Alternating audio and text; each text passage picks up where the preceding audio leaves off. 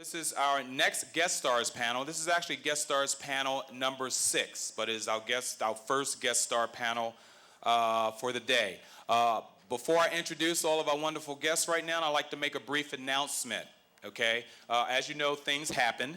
Unbeknownst to us and beyond our control, things happen. Mr. Whitmore, James Whitmore, has contracted an infection in his leg and had to go to the hospital immediately.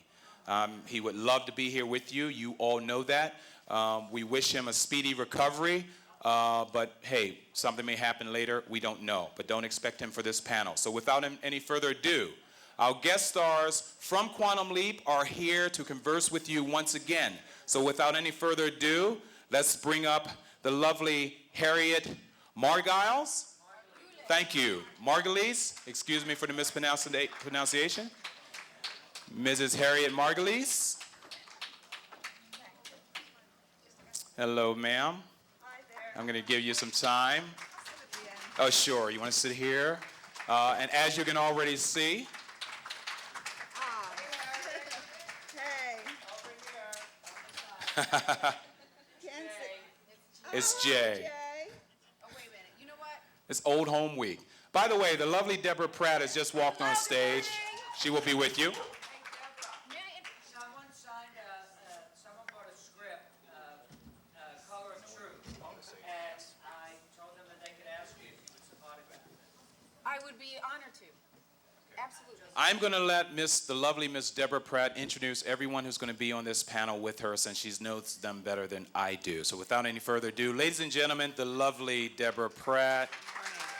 Good morning. I want to say quickly, Mark has done, from every little bit that I've seen, such an amazing job at hosting and setting these up and keeping things flowing. And so, yes, a big round of applause for him. And for Brian. Wait a minute, have you all been having fun? Yes. This has been incredible. How's the costume? I didn't get to see the costume. Was it fun? Who won? Play it again, Sam episode? Uh-oh. All right, I can't wait to see these pictures. And again, thanks to Brian for making this all happen. It's really well done. It's flowed well. Everybody's been very clear. So I want to take a second. I know Harriet's already out here, but this is a real personal honor for me. Harriet has been Don's assistant since I've known her. Back in Airwolf days and Magnum days, right? Harriet met Don Belisario in 1980. He had just created Magnum PI, and she was assigned as his production secretary. She worked on all his Universal series, Tales of the Gold Monkey, Tequila and Bonetti, Airwolf, and Quantum Leap. Don left to go to Paramount, and Harriet remained at Universal. When Don's series Jag was canceled by NBC and picked up by CBS, she discovered he had created a beautiful blonde character that he had named after her. She was so touched, she went to Paramount to give him a hug, and he asked her to work on the show, and Harriet agreed. And they've been working ever since together, all the way into NCIS. Right. This was what fascinated me. Prior to meeting Don, Harriet worked on Kojak, and she wrote a teleplay. Wow. I'm going, where's the next one? Wait a minute, we need you, Harriet. Before joining the studio, she worked as an entertainment trade paper reporter, a columnist, and a press agent. Watch out, Jay. And represented clients such as Bill Cosby and Tiny Tim. Ladies and gentlemen, Harriet Margulies.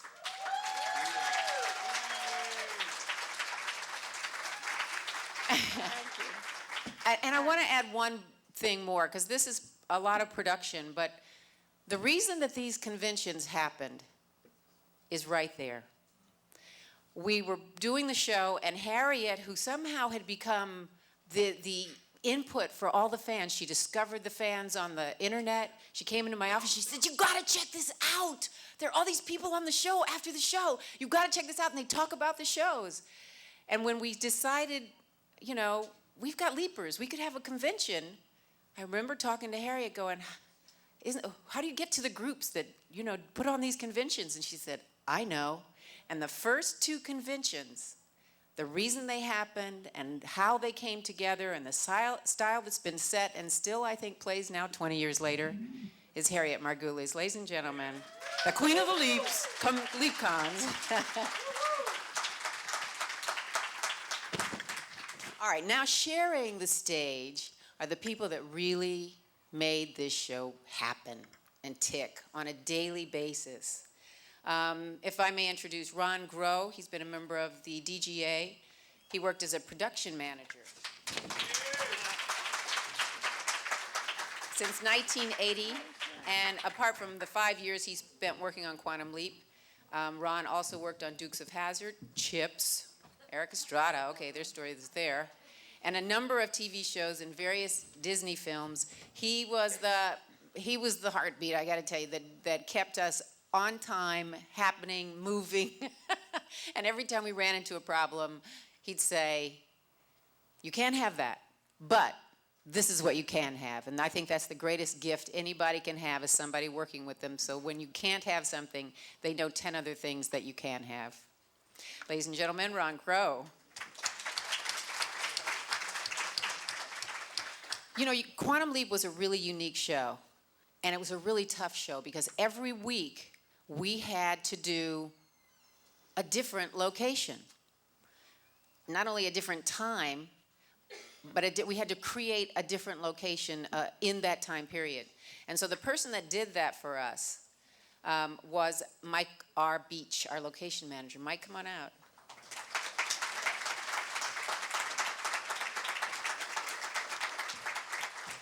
Mike's been a location manager since 1981. He spent 4 years working on Fantasy Island, 3 years on TJ Hooker, 5 wonderful years on Quantum Leap, yes, and 11 years on Seventh Heaven. And now he's on... The Secret Life of the American Teenager, which is a big hit on ABC Family Channel. Yes, it is. Yes. Going on with the hits.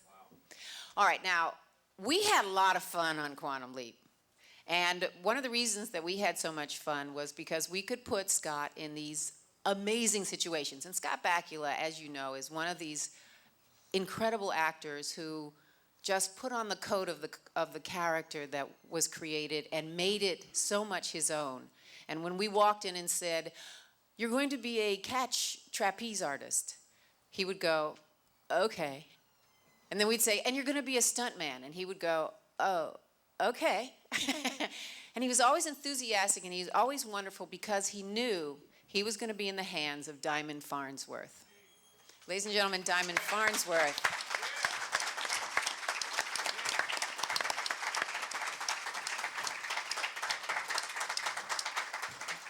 Diamond grew up in Hollywood Hills. He married Linda, who's really wonderful. I love her. And they have a beautiful daughter, Courtney, and are about to have their first grandbaby. Diamond is a real live cowboy from birth. He rode in rodeo circuit as a young man. He tried his hand as a variety of other activities such as boat racing, car racing, skateboarding, skydiving, and motorcycle riding. These activities helped pave the way for his current profession as stuntman. Diamond had been working as a stuntman since 1968 with his first role in the film Paint Your Wagon. He's been, I know, yes, give him a hand for that. He's been coordinating film stunts since 1980. Some of his credits include First Blood, thanks Max, First Blood, Rambo, Rhinestone, No Way Out, The Big Easy, Nadine, Pink Cadillac, The Astronaut Farmer, and The Dukes of Hazzard. The younger years for his TV credits include Tales of the Gold Monkey, Quantum Leap, 3 on a Match, Mr. and Mrs. Smith, First Monday, Crowfoot, Jag, and NCIS, currently in its 6th season.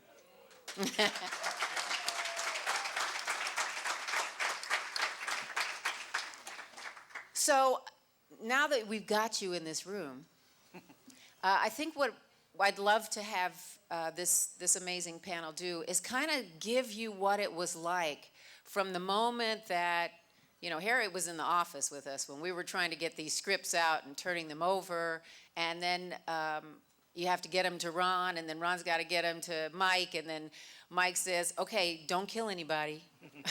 Make sure it's all safe, which Diamond did with perfection. So, Harriet, you want to talk just a little bit about how we got these scripts out? And who they went to, and how they were distributed? And Well, I'm trying to think. It was the beginning of Microsoft Word. Everybody know about the internet? Well, actually, Universal didn't think it was worth investing in. So, in order to talk to the fans, people would call me from all over the world, believe it or not. And I would fax us, what's happening on the set and what's going to happen when he leaves next time. And they would put it on something called Prodigy, which I don't think exists anymore. But that's how the network worked, or that's how I worked it. And, about the scripts, well, there was Microsoft Word, which just typed the script without the numbers and the continueds, and you had to put it through something called ASCII. Anybody know what that is? You do, huh? On something called Scripter. I used to call it Bill Gates' Revenge. So I envy anybody. I'm not doing scripts anymore, but now they have these wonderful final draft that puts the numbers in, while you're typing it. But it was pretty hellish. And unfortunately, once you put it through Scripter, you couldn't change it. So if Don had to revise, he couldn't work in Scripter. He would go back to the original script, which meant we had to read every line to see where he put the changes in. Are you all following me? Can you imagine? And which we did. And I remember, and then we had to proof the damn thing. And Don would stand in the doorway ready to leave, and he said, "Give me the script." And I said, "We're still proofing it." He said, "It takes you longer to proof than it did me to write it." And I said, remember the old commercial? "We will release no script before it's time." Just to drive him crazy. I don't know why he kept me around for, let's see. because you're a perfectionist. It's true. You're absolutely right. Don was one of the last people to come to computers. He did not want to do computers when they first came in. He loved his electric typewriter. So to get him to move to computer was a true act of God or time or something. Well, I used to say Don wrote his greatest scripts, too, on a typewriter. Yeah, I agree. He's a reporter, or a former reporter, like I am, actually. And so he used to just type away. And then I would proof it and retype it and send it to the print shop. Boy, this is jogging my memory. I mean, it was like, oh, bless you. It was like some fantasy, It's so simple now. I really envy everybody, but. And then when that script was done, we give it to Ron. Late. But now we know why. Right. In episodic, there's 7 or 8 days of preparation, and then the shoot takes 7 to 8 days, depending on how many days are allotted in the budget. Since the scripts would arrive late for all the reasons Harriet's mentioned, Don would often come to us in the initial concept meeting and say, "I need a church, a park, a library," and so we would start scouting, looking for these locations, preferably close together, so there wasn't a lot of time wasted in moving from one place to the other. But the highlight of all of this was our location scout lunch, which we got to know the restaurants in the area quite well. And a lot of our pre-planning and production took place there. So often we'd get the script probably sometimes the day before, sometimes the night before. And we really didn't have any time to build any sets, although we would have one set to build, which usually took all weekend on overtime and double time and was much more expensive. So consequently, we were on the road outside for 6, 7, sometimes a total 8 days of the entire episode. And it was quite an experience. We would call it life in the van. We would get there at 7 o'clock in the morning, we'd all pile into a van, and we would take off scouting. And a lot of times we called it cold scouting. And that's when you would go out with Don just telling you, find me a house. And as we're driving around, the phone would ring and Don would say, now make it the house eastern side, make it Mexican, make it whatever. And we'd start scouting. And a lot of times we had directors, we had one gentleman named Joe No Picatano, who would never pick a location till the night before filming. Wasn't Joe here Friday? Yeah, Joe was Well, here Friday. Joe No Picatano. And he'd never pick a location. And we'd always pull it off. And it was very expensive to do it that way, but the show paid off. And it was a big hit. And we would work with Diamond, and we would try to, if we knew it was big stunts, we'd try to figure out some place that he wouldn't die. Thank you, Mike. And locations were, I think, if I'm not mistaken, 1955 to 2020. Was that the? Well, I mean, We couldn't go back. We couldn't go back. I think it was 1955. Some shows were 1955, and then we'd go up to the year 2020, I think. yes, we pretty much code that, but we had one show, Leap Between the States, where we actually went back to 1860, the Civil War. Oh, the Civil War, you're right. And we Right, did the that war at Disney between the Ranch. states. Yeah, right. Yeah, yeah. No, it was amazing, again, I have to say, if you look at the quality of the show and how well it holds up 20 years later, I think that we had an amazing team who would take what we as the writers put down on paper and bring it to life in a way that made this show seem like a major movie every week. Don't you think so? But that's the team. That's Ron, that's Mike, and then when Diamond stepped in, I mean, he added an edge of believability, and to Scott's true talent, Scott was fearless. But Diamond, tell us about some of the stunts that we did. One thing I have to say, I was very blessed to be able to work with a man like Scott Bakula. This guy's got more talent than I've got through my whole body. He is just unbelievable talented. And one of the shows, he never rode a motorcycle, ever. Now, me growing up, we all, everybody thinks, never rode a motorcycle.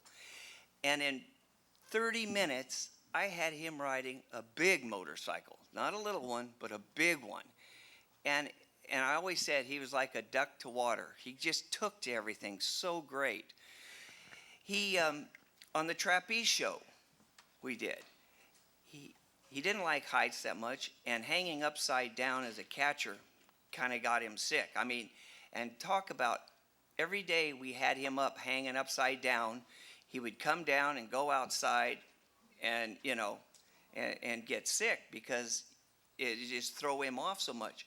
But he didn't back down one iota, where most actors would say, that's it, I'm not doing this anymore.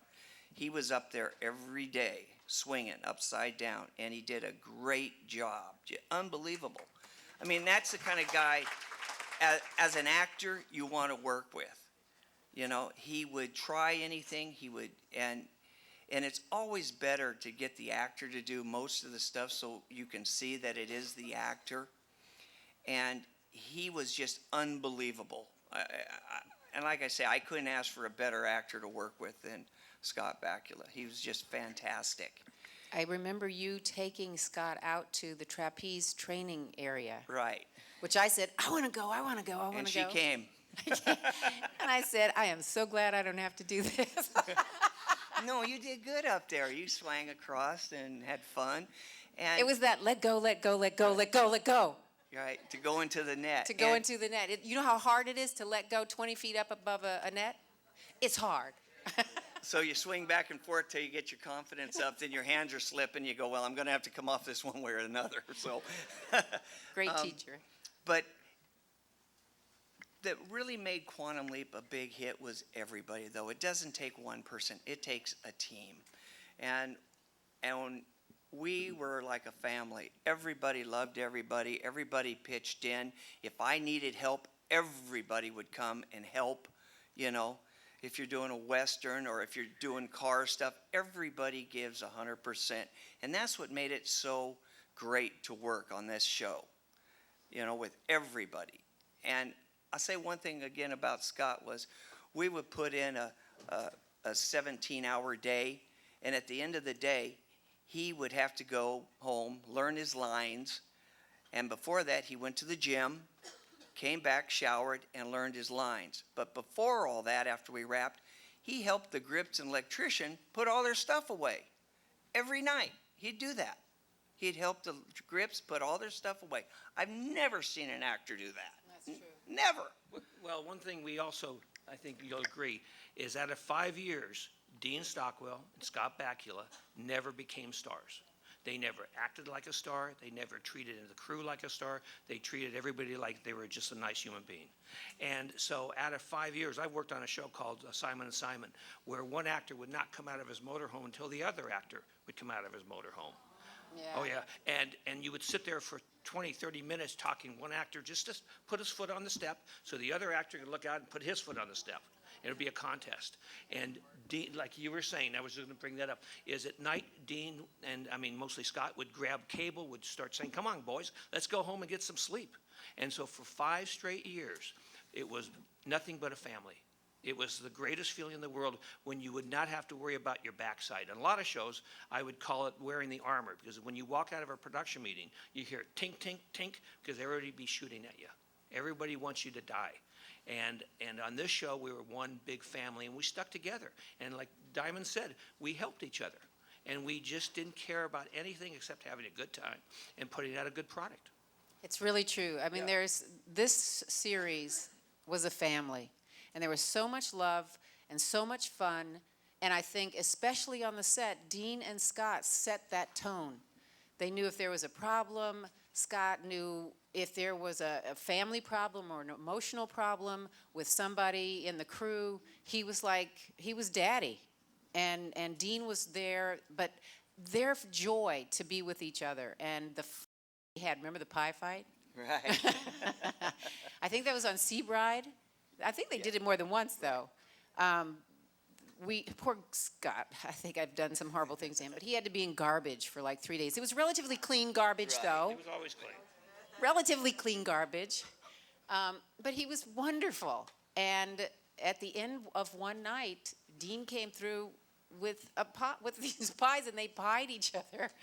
But again, you never knew what gift of joy was going to happen on the set. So it kept it fresh and exciting. And like Diamond said, and like, Mike said, we were there for each other. Everybody watched each other's back. And it's one of the rare, rare shows that in Hollywood that was allowed to happen. Do you remember the Stuntman show? Yes. Originally, I think I had mentioned this. Brad Pitt, didn't he come in and audition for us, Harriet? Do you remember that? No, I don't. Brad Pitt came in to audition. He was a young actor. He had just done Thelma and Louise. And he didn't want to be there. He was absolutely miserable. And I remember saying to the director, and the casting people kept saying, he's going to be a big star, he's going to be a big star. And I said, you know what? He probably is going to be a big star because he's gorgeous, he's got this amazing attitude, but it's real attitude. And our set is so special. I would not want somebody that didn't want to be there to be on the set. And I remember the gentleman that we hired. But he was very good. I mean, he did a great job. Well, Yeah. do you remember when we hired Jason Priestley as a day actor? Yes, Okay, and then right after that, he became 90210, that's right. Yeah. Right. And of course, In the car show. the car show downtown LA. Right. Kamikaze Kid, that's Right. right. As a kid. From Desperate Housewives, Terry Hatcher. And I mean, we've been very was blessed. I? And Northern and Northern Exposure when we did the, Oh, Catch a Falling Star. yeah. Yes, Janine Janine Turner. Turner.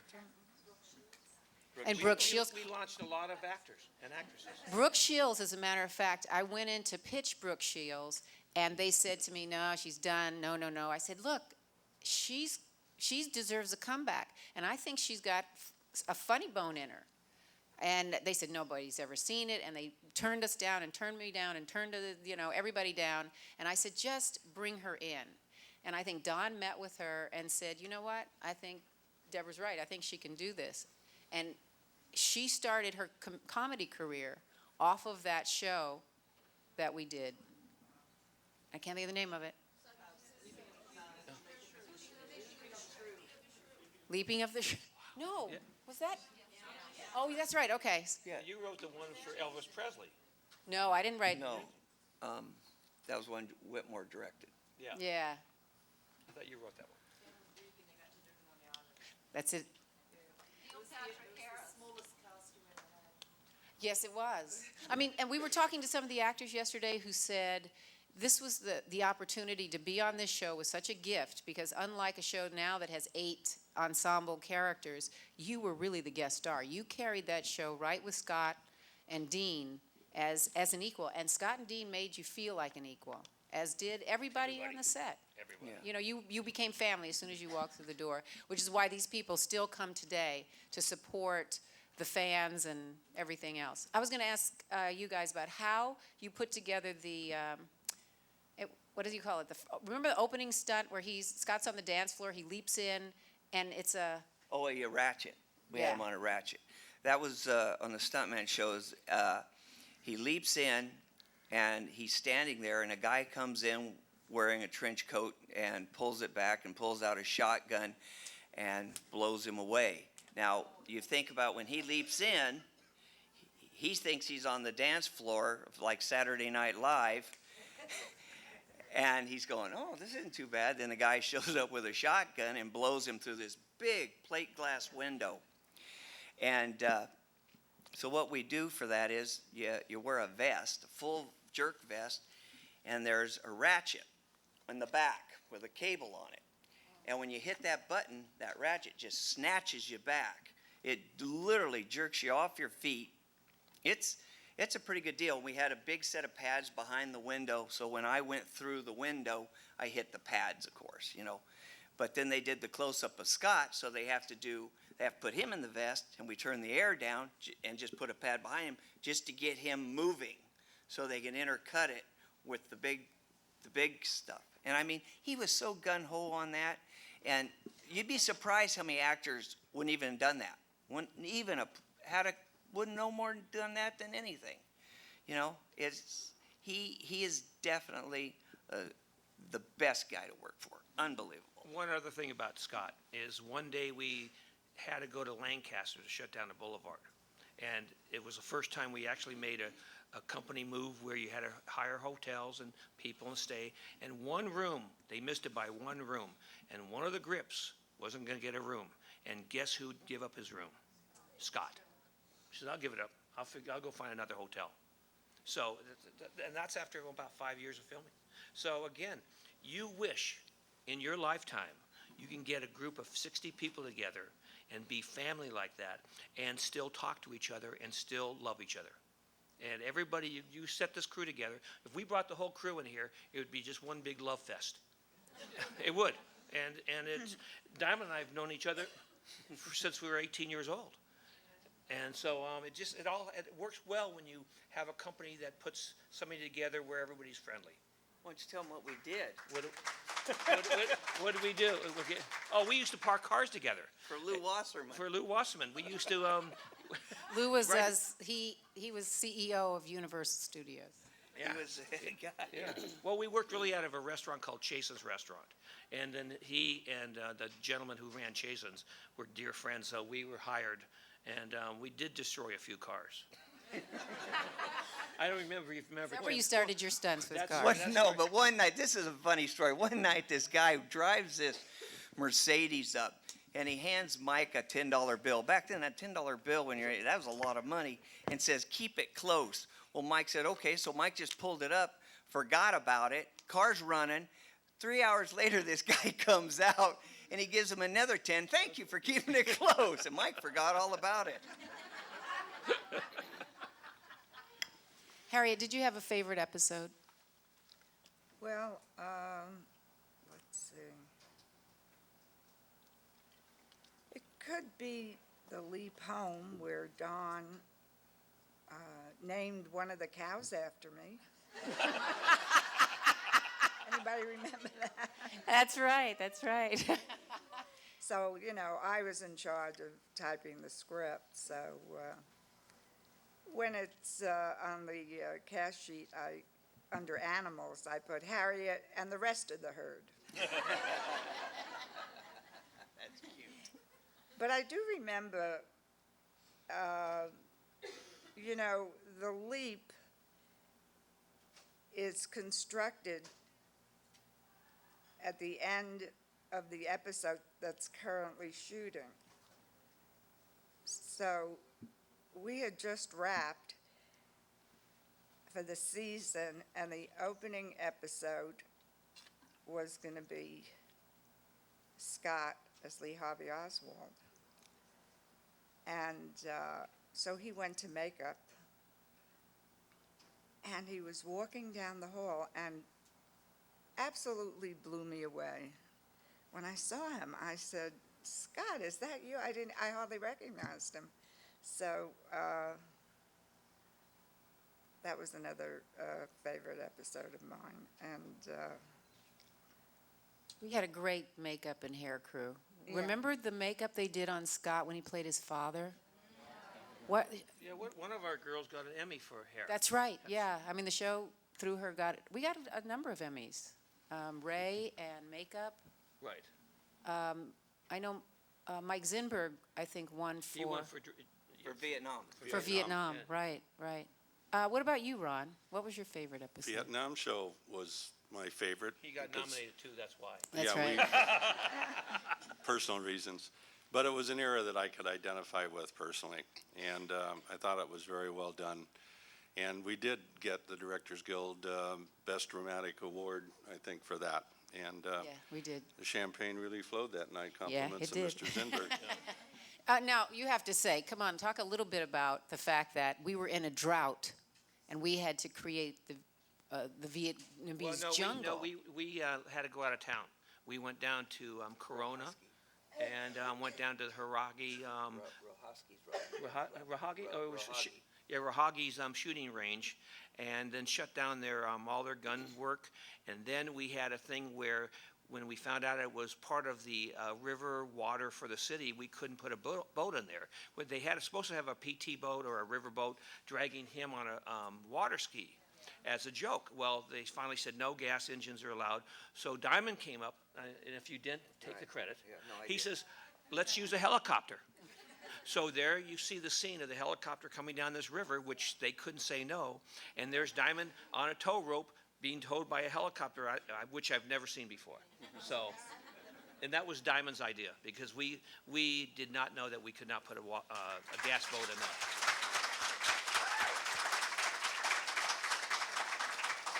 How'd you get in the water?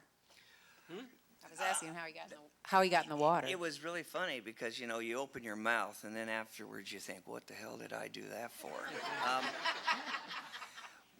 Which I didn't know when I first got there, and we were getting ready to do this scene.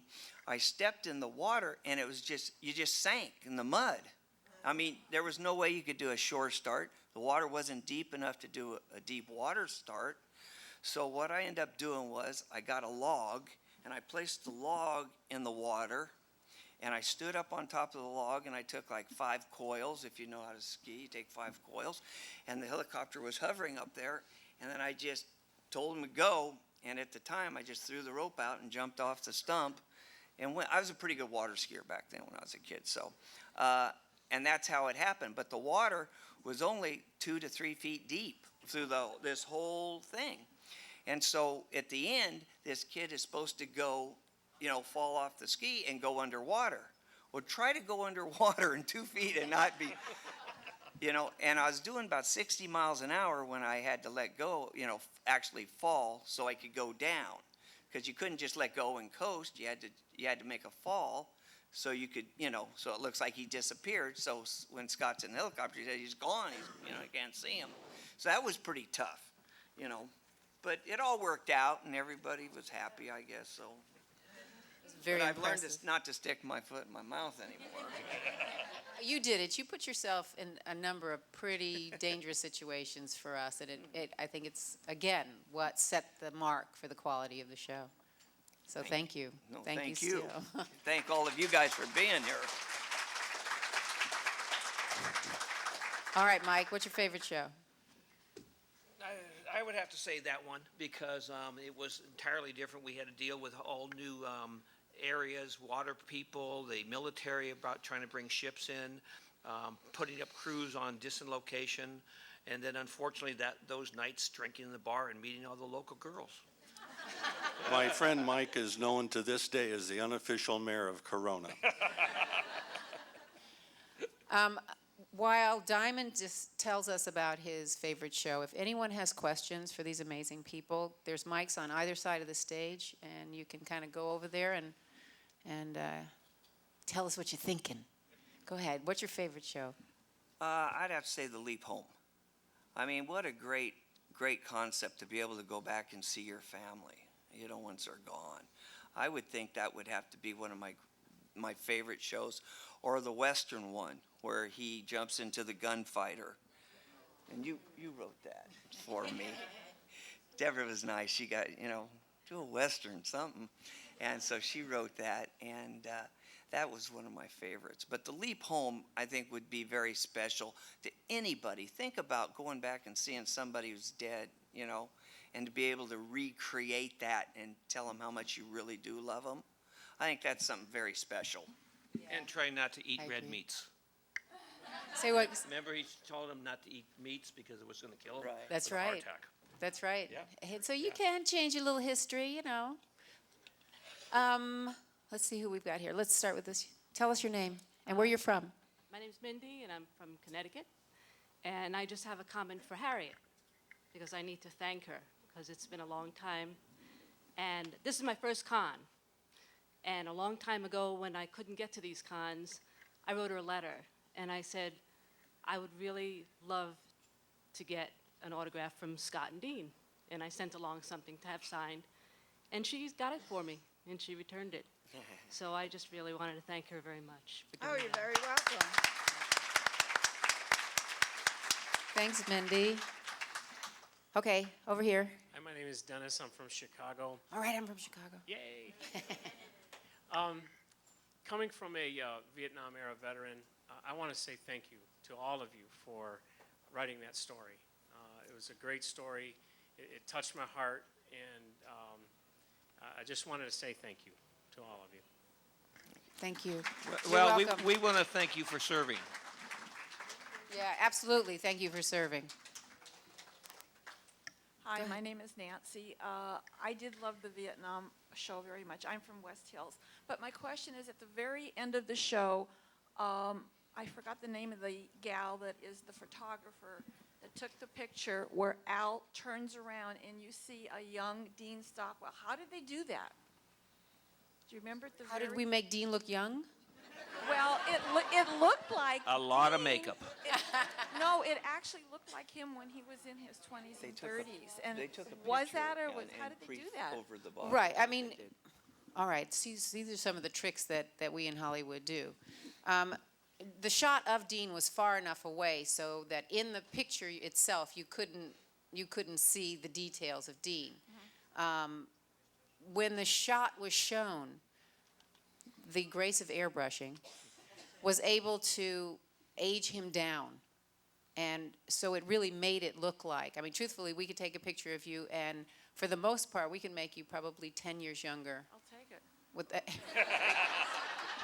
We'll all too. take it. I like that. Listen, I got to tell you, it's a very good one. Okay. Does that answer Yes, the it helps a question? lot. Thank you very much. You're very welcome. Anybody over here? Oh, somebody here. I'm Rich from Denver. We had a snowstorm the day before I flew here, so I didn't know if I was going to make it or not. Thank you for coming. Thanks. This is for Mike. I'm a fan of the old 60 series, The Fugitive, that shot a lot on location, and it was like, kind of like Scott being in a different setting every week in different state. Correct. Was that, majority of that show was shot on location? We shot mostly on location, however, we stayed within 30 miles of Los Angeles. We have a zone we try to stay in so we don't have to pay the crew extra money and put them up for the night. So most of the locations, which, there was another gentleman named Tony Bowers, who was my associate here, and he and I were like panthers, always looking out for everything and finding new places. And it was really difficult because I was going to say, the nice part about this show was every script was not the same. It wasn't a Gunsmoke where you knew Marshall Dillon, you knew this, you knew what was the beginning. Every time we get a script, it was like, okay, we know Scott's in it, we know Dean's in it, and that's all we knew.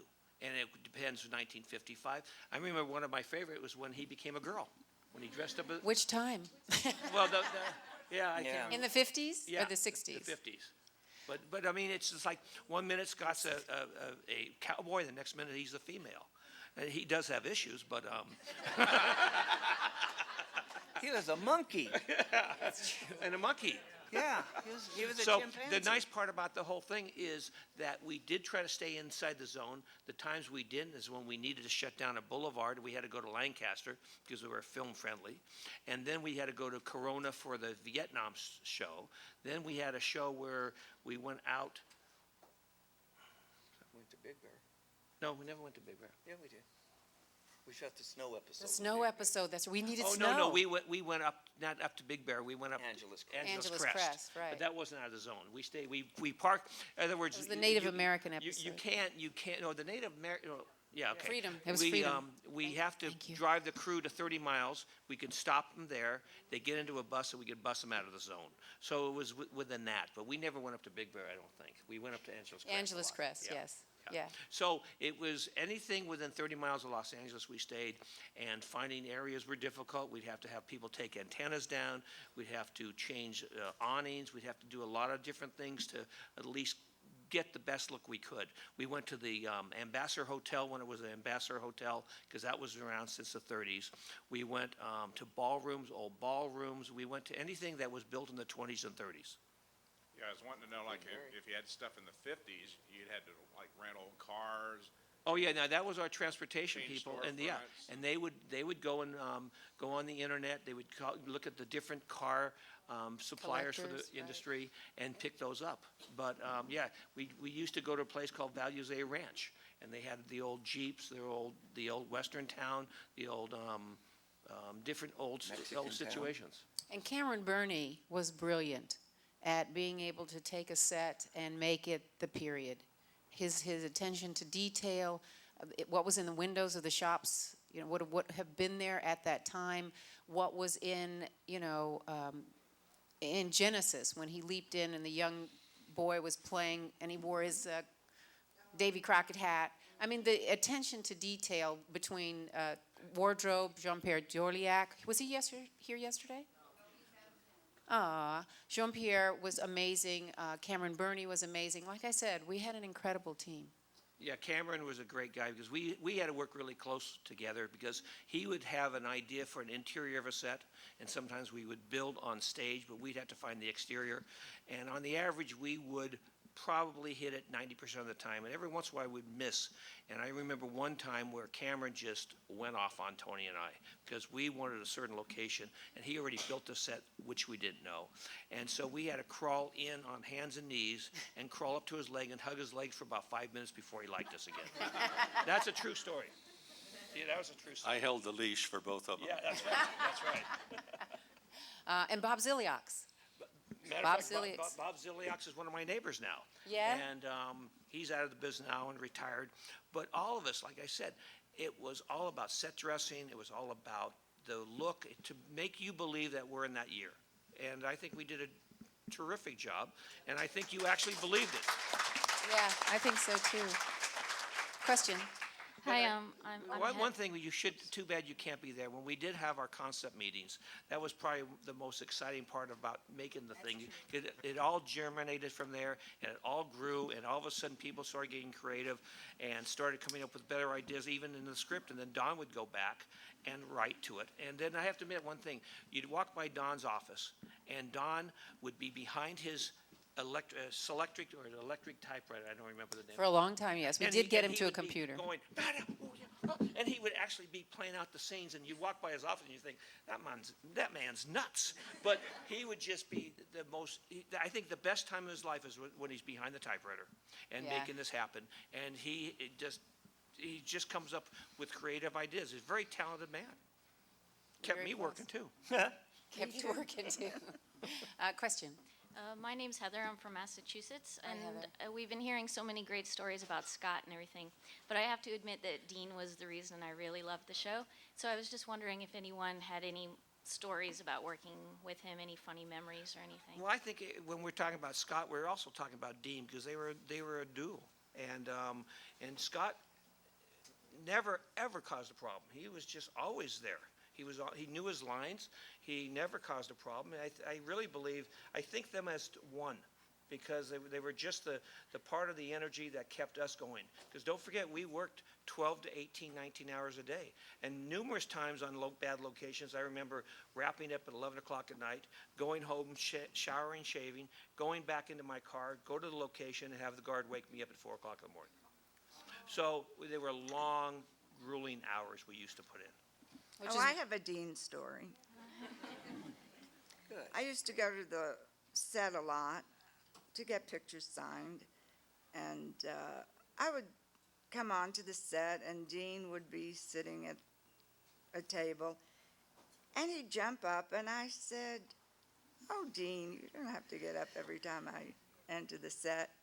And he said, "I will always stand up when you enter a room." It was so heartwarming. And then my favorite story is the last episode. Unfortunately, mirror image, unfortunately, we knew while we were shooting it that we weren't going to be picked up. And every birthday, we always had a birthday cake for everybody, and I was kind of in charge of getting a birthday cake for Scott and Dean, and we'd come up with some funny thing to write on the cake. And it was Dean's birthday the next day after we wrapped, so we moved it up a day, and Scott said, "It's our last day, I don't want any visitors, I just want my cast and crew around me." And Dean was in that great white uniform, the Admiral's uniform, and he was kind of on a dais, and we presented him with the cake and the candles, and he blew them out, and he looked over at us, and he said, "You know what I wished for? Just one more year." And that's Dean. Thank you. I think I told, if you were here on Friday, I was telling my Dean story. And my favorite Dean story was on Another Mother. And I had written for Troyan, her kind of first speaking role.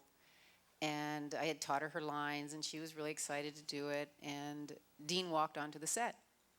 And he looked at Troyan, who he'd seen several times down there, and he looked at me, looked at Troyan again, and he walked over to me and said, "Why is she here?" And I said, "Oh, I wrote her, I wanted to see what Mom and Dad did. I wanted her to experience it. She's really good. She knows all her lines." And he said, "Do you need the money?" And I said, "What? What?" He said, "Do you need the money?" I said, "Well, no. I really just," he said, "Do not take away her childhood." And his words and the look in his eyes was so poignant that it made me realize, here's a man who was a Broadway star at 5 years old, how he grew up taking care of his family, and he didn't get to be a kid. And it made me step back and say, you know what, you're absolutely right. This is her life. When she wants to do it, which she's doing it now, she's graduating from USC. She's a fabulous actress, but it was her choice. And, you know, I wish her such success because she started with a great. Dean stayed by her side every second she was on that set to protect her, and it made you go, what did he go through in the course of his time there that made him say that, and that made him say, please don't do this to this little girl. And I respect him to this day for it, and if he were here, I'd thank him again. Well, there's one more Dean's story I liked, and it had nothing to do about our show. It's when he got the star on Hollywood Boulevard. Right. He was so humbled and kept saying, I don't deserve this. My friend owns it, needs this, or has it. Here's a man who been in the business since 5 years old, and he was almost embarrassed about getting a star on Hollywood Boulevard, which I thought was really classy. He didn't think he deserved it. He just was totally shocked that he would get one. So it was a man who had no ego, and in this business is really rare. He had great humility. Yes. Do you have something you want to share? You know what? I'm sorry to say it was 20 years ago. And I'm sure that there were a lot of funny stories because he was a very funny man, always smoking a cigar. But I don't remember anything Did he bring in a stripper? Yeah. Okay, what was that story? It was a Well, birthday surprise, wasn't it? Well, some things I think should be behind the scenes. It was a birthday surprise. Yeah, something. Well, I know, but let's give him for one of his birthdays, we all chipped in and bought him a stripper to come in on the set, and it was, and she did a dance, a lap dance, and some other thing. It was very, and he was very humble. I mean. He did blush. That's the way he was. He was, Now Scott probably would have got up and danced with her, but it was very cute. He was very shy and humble, and in the back of his mind, he's going, yeah. But He was was a very Al. humble man. Just one word, he was a gentleman. He was an absolute gentleman. We have one question over here. Hi, I'm Debbie from Dallas Fort Worth. Debbie did. Yeah, Hi, Debbie. Always gets a reaction. Hi. This is mostly, I guess, for Diamond. Listen to you tell the helicopter story. Were you conservative and you did a lot of just what they told you to do, or did you use this as an excuse to say, ooh, I always wanted to try that. I want to suggest this. Why don't we do this? You know what? I had a lot of freedom to do that, but I kind of listened to whatever Don wanted to do. He just knew the right things to write. And so I just kind of went along with whatever he wrote. And sometimes he'd ask me questions of how to do this or how to do that, and I would tell him. But mainly, the writers, we had such a great writing staff that everybody wrote, and if there was a question, they would ask me, how can we do this to make it work? And I would tell them my idea of how it to work. But I didn't really come up and design anything ever. That's really not my job. That I disagree with. I was going to disagree with that's that not- too. that's Disagree with really because I'll my tell you why. job. We spent hours Yeah, and well- days looking for these riverboats. And we finally got the Navy to okay bringing a riverboat in, and then we found out we couldn't put the boat in the water. And we were in a meeting, and Don's going, what do we do, guys? And we're all going, I don't know. That's one incident. No, but I'm just saying, but for the helicopter thing. Yeah. That was you and only you coming up with that idea. One time, one incident, okay? But Don, I in his behalf, I have to say, I've been in the business now for 42 years, and I have never, ever seen a writer-producer sit down in a production meeting and rewrite a script while you're having the meeting. I mean, it was unbelievable to me. You would get one script, by the time we were done with the production meeting, he would have a whole different, it was all the same idea, but everything was changed. He was fabulous that way. He still is. He can just, the things that come in this man's mind to write, it's amazing to me. He was a great mentor Because to everybody. I couldn't write a Dick and Jane book, and I'll be, you know, but this man, to change the stuff he could do in a production meeting, it was amazing. Hey, Diamond, I have a story for you. One day, the supervising producer came in with the script that was shooting and said to Don, "We're over budget, what do we do?" Well, Don took the script, flipped a few pages, picked up a pen, and went like this. And, you know, Xing out scenes. Now, it was all in his head. Yeah, Can he you knew. that, He just- He had that was a miracle. How he just, But you have to look at it too. I mean, Don was an amazing writer, is an amazing writer. I think he's an unsung hero in Hollywood and should have been honored so much more than he was. But he could take a script, and I take great pride in learning from him and edit it like nobody I'd ever seen, you know. But he could also take a show and edit it. There was a show that we did that took place in the 50s that dealt with the Bay of Pigs.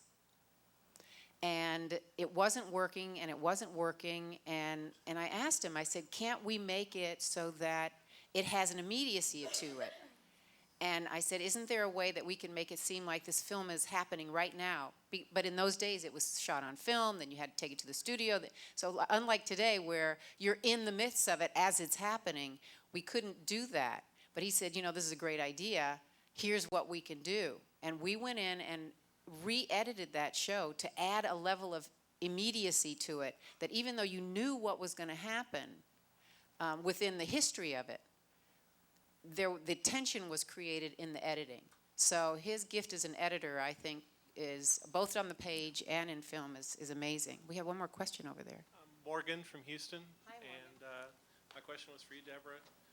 There have been some other shows where writers have wanted to go forward and have wanted to produce other episodes, and they've put out novels. And I know you've put out novels, and they're great. There was a large book that was put out about the series that never was, which was Star Trek II series, which was going to be on a Paramount network, and then it never happened. And there was a large book that was put out with all of the ideas that were going to be in it that didn't make it. And you had mentioned yesterday that you had some of that 6th season of Quantum Leap. You had some ideas. And I was wondering if anything has ever, if there's ever been an idea, I know it's been 15 years, if there's ever been an idea to say, well, here's some ideas we had, and then maybe...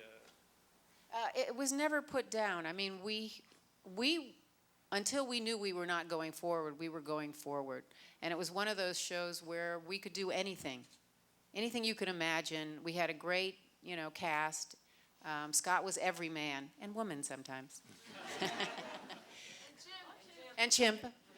But yeah, we had some amazing ideas that we wanted to explore and didn't get to. The novelists that wrote books really took the show in heart, and I think the novels that I have read captured the essence of the show and the history of the show, and I thank them. I know Chris is here, and who else is? Right, are any of the authors here? Stand up, say hi, if you don't know. But we never had the chance to do that. I know what you're speaking about, that book, but we never had the chance to do that. And, you know, who knows? As long as the fans are here, I think that there is an opportunity. You know, we've talked about doing movies. We've talked about bringing a show back. But the magic that was this show it is a rare jewel. One more question over here. Hi. Hi. Thanks. My name's Alexis. I'm from the area. And I was wondering,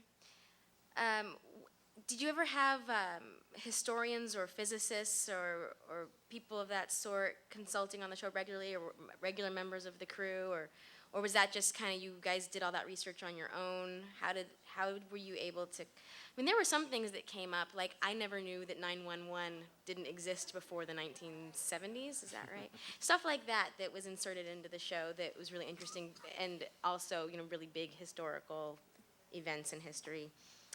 How did you? Each of us received a history of the 20th century, and to the credit of the writers, because I was head writer, we did an amazing amount of historical research. Universal has an incredible library, and in that library, you could request certain things from certain periods. So they would send, when I did the Color of Truth, they sent me articles about the South and pre-civil rights in that time. And I found an article of a man who had worked for 35 years and sat in the kitchen every day while she sat in the dining room and had her tea.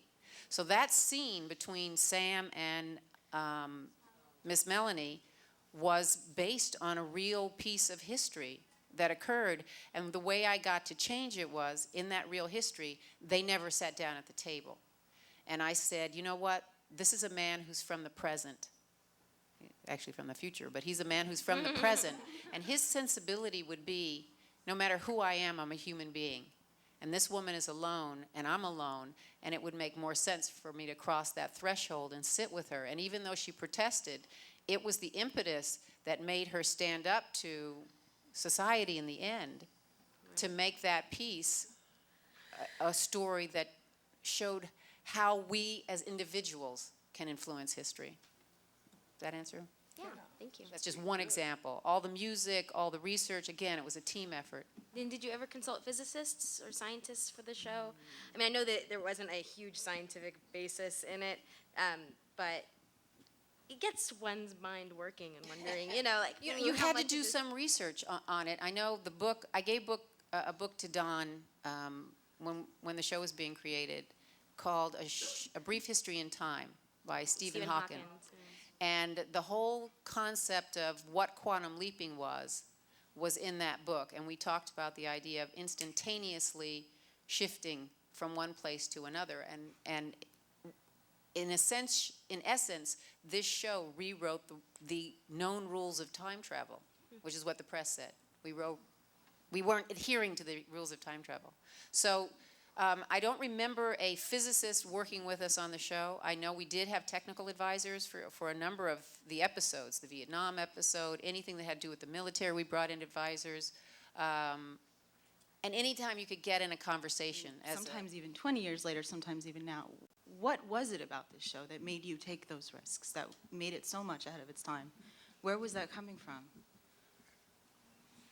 This is to the whole panel. It's kind of to you. I mean, take it. I'll tell a story in the sense that the first season that we did, I wrote The Color of Truth, and I wrote What Price Gloria. And at first, a number of people said, don't do that till year 3. Don't do that till year 3. And to Don's credit, to Brandon Tartikoff's credit, they, took off the shackles and said, write what you want, write what you feel. And so I really felt this was an incredible opportunity as a writer to look at those social events and to comment on them from our point of view. So if you look at a lot of the shows that I got to write, I talked about sexual harassment, I talked about racism, I talked about women's liberation. Because those are things that I believe are ongoing. Gay rights, Bobby Duncan, who's no longer with us, about gay rights in the military. So the show became that kind of platform, and you're right, television still today does not represent the opportunity, or does not explore the opportunity to talk to the public and get them thinking, because one of the other gifts that this show had, and I honor it again, and this is Don at his best, the show had the ability to say, think about this, and then let the audience make the decision themselves. I think, unless you guys have something last to say, there's... It's up to them. To them, they don't. Any more questions? I think that's... Oh, okay. I have one last thing that I want to do, and I have to give this to Brian and again the team. Deborah Sell and Adina are some incredible fans that have been with Harriet for a very, very long time. when she discovered you guys on the internet and brought it back to us, and she opened my eyes to, I think, the future of where entertainment has gone today. And I continue to pursue it there. I wanted to acknowledge these ladies, but I also wanted to say thank you to Brian A. again for putting on an incredible convention. But I said to him, you know, we should give Harriet an award, because the reason these cons happen is because she got behind it and she made it happen, and they took me to heart. Harriet? Oh, my God.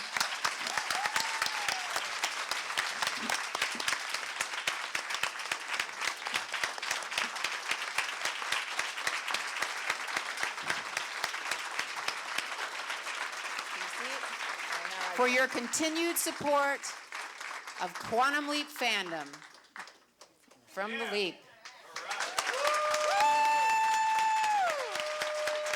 Thank you very much.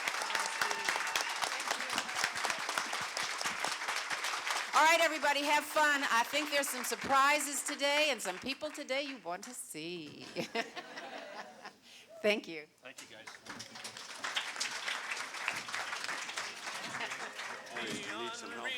Big thanks and a I think so.